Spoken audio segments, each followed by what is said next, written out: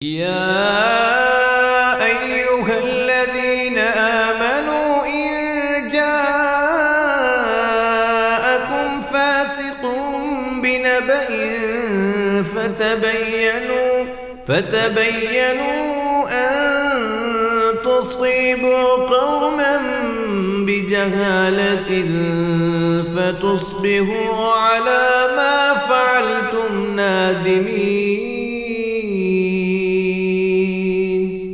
فَإِنْ سُمِّيَ الراوی، پہلے تو راوی کی جہالت کی نوعیتیں بیان کی گئی تھیں کہ اس کا نام نہ لیا جائے، انواع مختلف تقسیم ذکر کر دیے جائیں، ان رجل کہہ دیا جائے، تو یہ ساری صورتیں جو ہیں نا وہ کیا ہے، راوی کی جہالت کی ہے، راوی کی جہالت کی ہے۔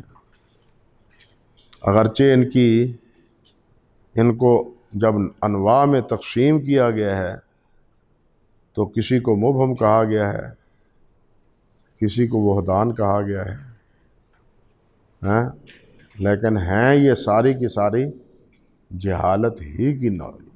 اب اسی کی ایک صورت اگلی ہے، فَإِنْ سُمِّيَ الراوی، اب راوی کا اگر نام لیا جائے، وَانْفَرَدَ راوٍ واحد بالرواية، اور راوی سے روایت کرنے میں ایک آدمی جو ہے وہ کیا ہو، منفرد، راوی سے روایت لینے میں ایک راوی کیا ہو، منفرد، اللہ بالروایت عنہ فہو مجہول العین، تو یہ ہے مجہول العین، یعنی اس کی جہالت بالکل واضح ہے کہ ایک ہی راوی اس سے روایت کرنے والا ہے اور کوئی بھی اس سے روایت کرنے والا نہیں ہے، اور نہ ہی اس کی کسی نے توثیق تعدیل کی۔ کل مبہم، جیسے کہ مبہم ہوتا ہے، مبہم میں بھی راوی یہی ہے نا کہ راوی کا نام لیا ہے ان رجل،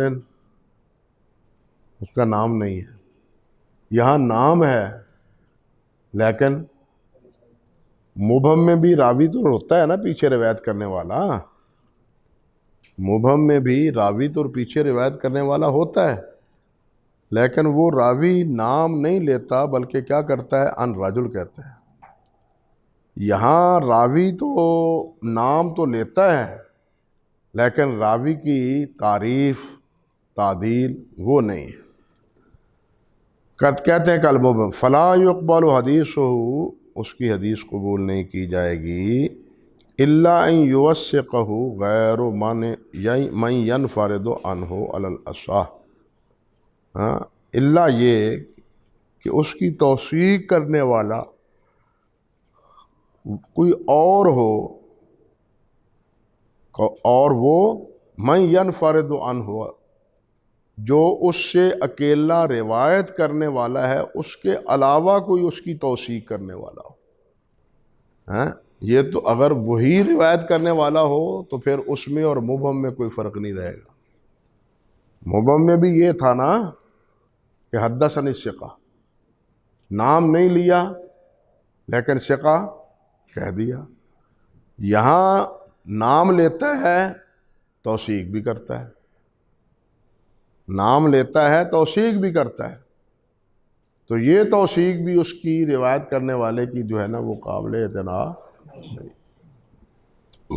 حافظ کہتے ہیں اصح قول کے مطابق کوئی اور اس کی توثیق کرے پھر ہے۔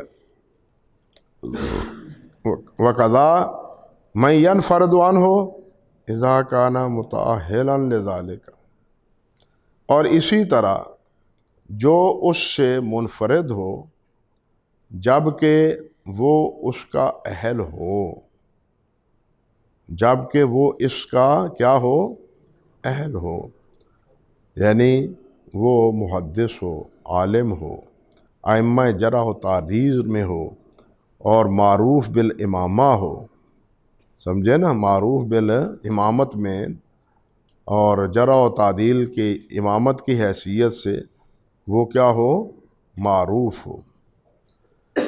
اللہ اکبر کبیرہ۔ اور یہ قول ابن قطان رحمۃ اللہ علیہ نے اختیار کیا ہے، اور اس پر حافظ عراقی رحمۃ اللہ علیہ نے ایسے راویوں کو جمع کیا ہے جو صحیحین میں ہیں، صحیحین میں ہیں۔ اور ذابی نے بھی ایک جگہ یہ بات کہی ہے کہ صحیحین میں بعض راوی ایسے ہیں جن کی توثیق نہیں ہے۔ اب ایک راوی، اللہ آپ کا بھلا کرے، محمد بن حکم ہے، صحیح بخاری کا راوی ہے، صحیح بخاری کا راوی ہے محمد بن حکم، ہاں جی، المروزی۔ اور امام ابو حاتم رحمۃ اللہ علیہ کہتے ہیں کہ یہ مجہول ہے۔ جرح تعدیل میں امام ابو حاتم کہتے ہیں کہ یہ کیا ہے، مجہول ہے، مگر حافظ کیا کہتے ہیں، عرفہ البخاری، امام بخاری نے اس کو پہچانا ہے، وہ جانا ہے انہوں نے، تبھی تو اس کی روایتیں صحیح میں انہوں نے درج کی ہیں۔ ایک آدمی ایک روایت کو صحیح کہتا ہے، تعدیل نہیں کرتا، یعنی ائمہ جرح و تعدیل میں سے تصحیح کرتا ہے روایت کی، مگر اس راوی کے، اس کے راویوں کے بارے میں توثیق کے الفاظ اس سے نہیں ہیں، تو یہ تصحیح گویا کہ اس کی طرف سے راویوں کی تعدیل پر مبنی، اس لیے کہ اگر وہ عادل ہیں ہی نہیں تو اس کی روایت کی صحت کے معنی ہی کیا ہے، سمجھے یا نہیں؟ اللہ اکبر کبیرہ۔ اب اسی طرح ایک حدیث ہے معروف، ابو داود میں غالباً یا مسند امام محمد میں، اور جس میں نبی علیہ السلام حضرت عبداللہ بن ام مکتوم آئے تھے، ازواج مطہرات بیٹھی تھیں، تو ازواج مطہرات نے انہیں دیکھنا چاہا تو نبی علیہ السلام نے انہیں ڈانٹا، تو انہوں نے یہی کہا تھا نا کہ یہ تو نابینے ہیں، تو آپ نے فرمایا تم بھی اندھی ہو، تم بھی نابینی ہو۔ اب اس روایت کے بارے میں حکم یہ ہے کہ یہ روایت بھی پایہ ثبوت کو نہیں پہنچتی۔ کیوں؟ کہ اس کا راوی جو ہے نا نبہان، اس کی توثیق ثابت نہیں، اس کی توثیق ثابت نہیں۔ لیکن حافظ ابن حجر رحمۃ اللہ علیہ کا رجحان کچھ اور ہے۔ یہ نامی جلد پکڑے نا فتح الباری کی، وہاں حافظ ابن حجر رحمۃ اللہ علیہ نے یہ موقف اختیار کیا ہے کہ یہ نبہان حضرت ام سلمہ رضی اللہ تعالی عنہ کا کیا تھا، مخاطب تھا۔ وحجت من منع حدیث ام سلمہ الحدیث المشہور افا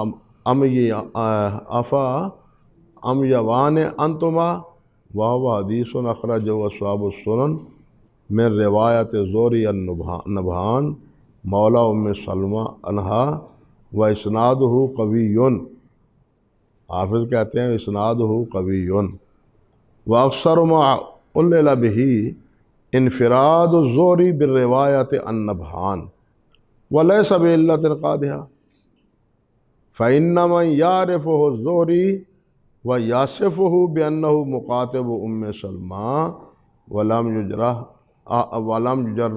احد لا ترد روایتہ۔ زوری اس کو جانتے تھے اور جرح اس پر نہیں ہے، لہذا اس کی روایت جو ہے نا وہ قابل قبول ہے، رد نہیں کی جائے گی۔ یہ موقف ہے یہاں حافظ ابن حجر رحمۃ اللہ علیہ کا اس روایت کے حوالے میں۔ اس کا صفحہ 337 ہے، جلد نمبر 9 ہے، جلد نمبر 9 337۔ مگر سوال یہ پیدا ہوتا ہے، اول تو اس کی روایت کی تصحیح کی ہے امام ترمذی نے، امام ترمذی نے اس روایت کی تصحیح کی ہے کہ یہ روایت صحیح ہے۔ لیکن پھر سوال یہ ہے کہ امام ترمذی کا تساہل مشہور ہے، اور ابن حبان رحمۃ اللہ علیہ نے اس کی توثیق کی ہے، ثقات میں اس کو ذکر کیا ہے۔ یہ دونوں باتیں حافظ نے ذکر نہیں کی فتح الباری میں۔ اللہ اکبر کبیرہ۔ اب اگر یہی بات لیں صرف کہ امام زہری اس کو پہچانتے ہیں کہ یہ کیا ہے، مکاتب ام سلمہ ہے، تو اتنی سی بات کافی نہیں۔ کیوں کہ کتنے موالی ہیں صحابہ کرام رضوان اللہ علیہم اجمعین کے، جن کے بارے میں خود حافظ نے حکم لگایا ہے کہ یہ کیا ہے، مجہول ہے، یہ مجہول۔ یہ تقریب پکڑے نہ، دیکھیں تقریب میں نبہان کا ترجمہ کیا ہے، وہاں حافظ رحمۃ اللہ علیہ نے کیا فرمایا ہے۔ یہاں پھر حافظ کہتے ہیں مقبول، یہاں کہتے ہیں مقبول۔ اب اس کی مطابقت ہو تو پھر ہی قبول ہے نا، لیکن فتح الباری میں کیا کہا ہے، لا تردو حدیث و اسناد و قوی۔ اب سوال یہ ہے کہ ابو رجا مولا ابی بکر ہے، اسی طرح سعد مولا ابی بکر ہے، ابو عقیل مولا عمر ہے، منقذ مولا عثمان ہے۔ ان کو سب کو کیا کہا گیا ہے، مجہول، مجہول کہا گیا ہے۔ حتیٰ کہ خالد بن ایاس امام مسجد نبی صلی اللہ علیہ وسلم، خالد بن ایاس امام مسجد نبی صلی اللہ علیہ وسلم، حافظ نے تقریب میں کہا ہے کہ متروکن، یہ امام صاحب متروک۔ امامت مسجد نبوی بھی، نبوت وہ بھی اس کی عدالت کے لیے کافی ثابت نہیں ہوئی، سمجھے نا۔ تو یہ جو حافظ رحمۃ اللہ علیہ نے یہاں یہ موقف اختیار کیا ہے، ہاں، یہ محل نظر ہے۔ یہ فتح الباری کی چوتھی جلد پکڑیں۔ اب دیکھیے، وَيُذْكَرُ عَنْ عثمان أَنَّ النَّبِيَّ صلی اللہ علیہ وسلم قال له اذا بِعْتَ فَقِلْ وَإِذَا ابْتَعْتَ فَاقْتَلْ۔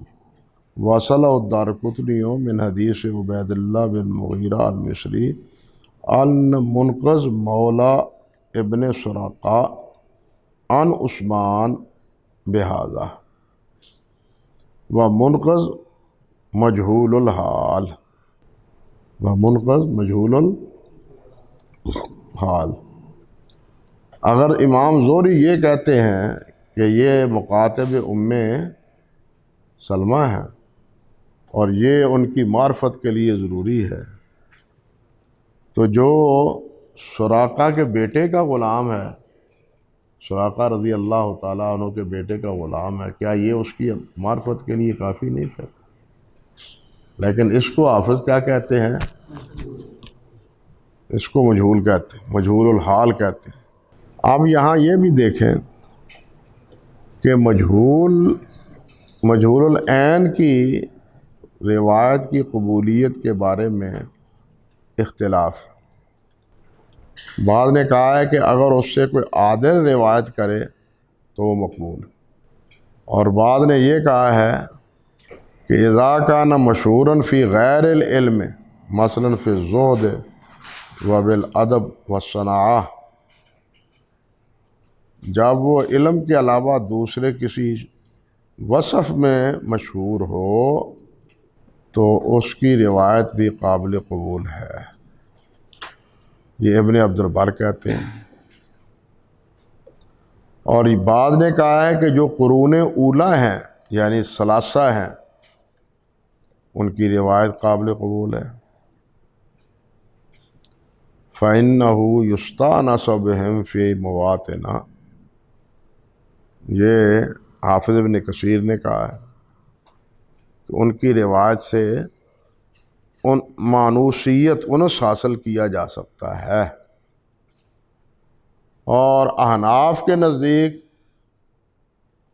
خیر القرون کے جو مجہول ہیں وہ مقبول ہیں۔ سمجھے بھائی؟ یہ اختلاف ذکر کیے ہیں علماء کرام نے۔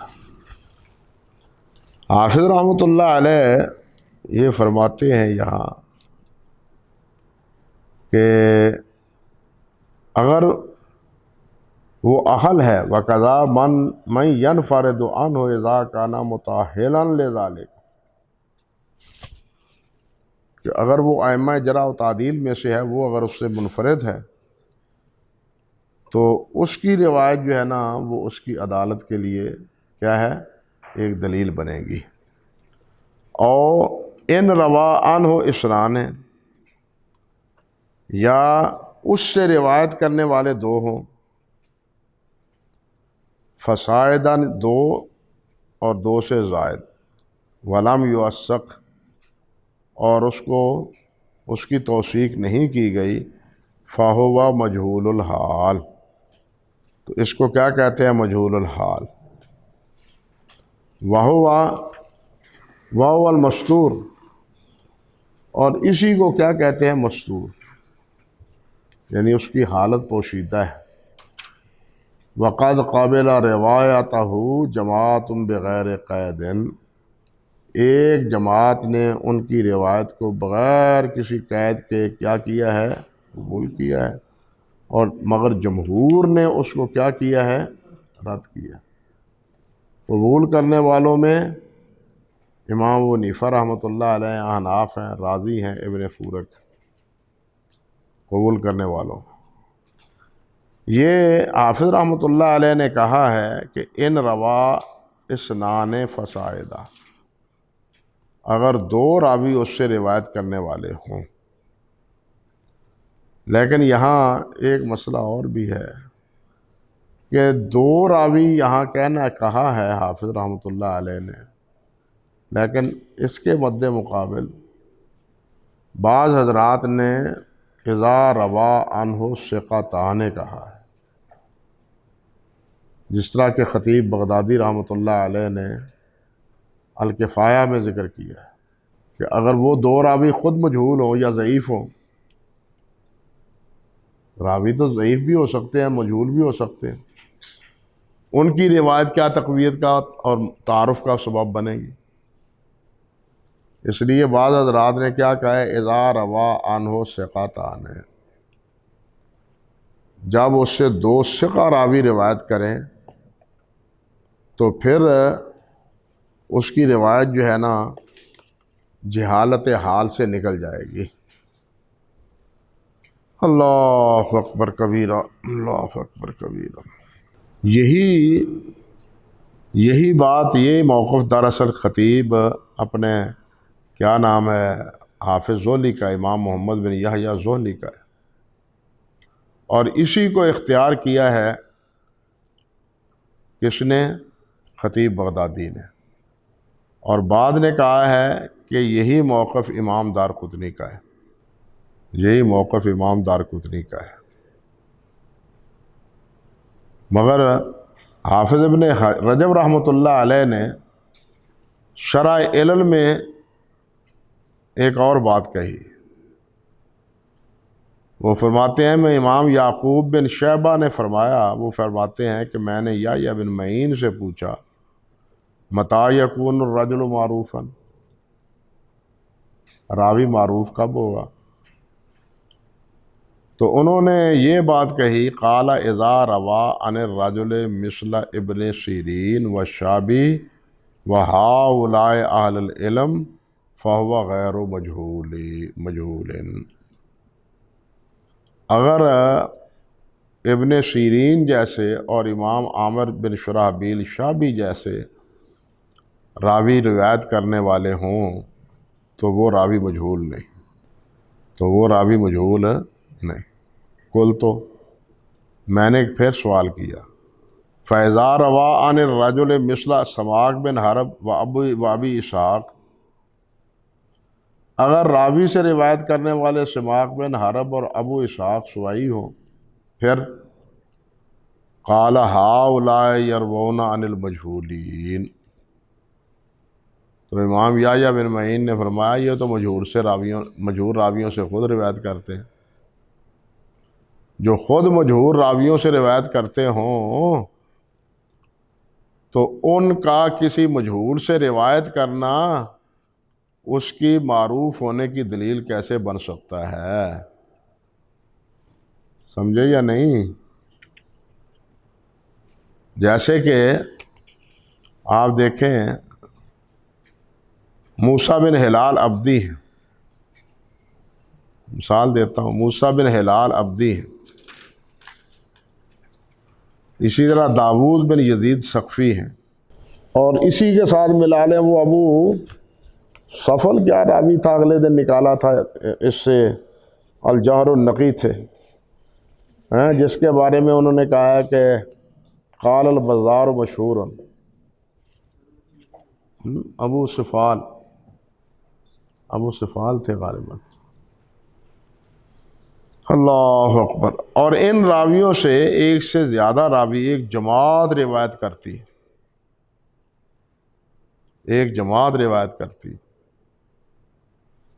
موسیٰ بن ہلال سے بھی، داود بن یزید ثقفی سے بھی۔ یہ موسیٰ بن ہلال العبدی، یہ لسان میں ترجمہ ہے اس کا، دیکھیں نکالیں لائن، اس میں ایک فائدے کی بات بھی ہے۔ موسیٰ بن ہلال العبدی شیخ بصری